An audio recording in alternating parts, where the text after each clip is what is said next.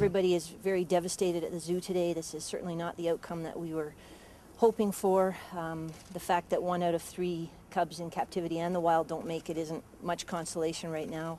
Yesterday afternoon, the cubs started to deteriorate. And if you picture the care that was being provided, she was in an incubator from the time she arrived at the hospital. Her responses weren't what we would hope from a healthy cub. She was quite slow and sluggish, not nursing on her own, and was being tube fed.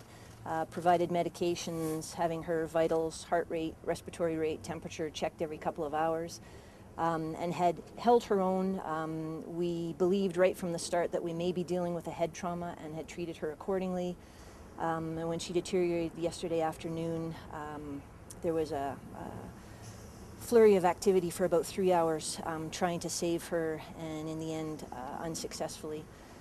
We were here late last night conducting a necropsy, which is the equivalent of an autopsy or postmortem exam, and confirmed that she had sustained a severe head trauma, and that's why we just weren't seeing what we had hoped to see in her responses to treatment.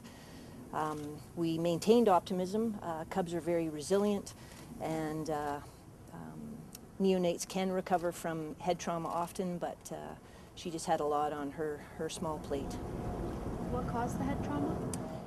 We're not sure at this point. We know what happened shortly after birth. We know we had an inexperienced mom. Beyond that, this was the harsh realities of nature, and I think we all hoped for a fairy tale outcome here, and unfortunately it didn't arrive.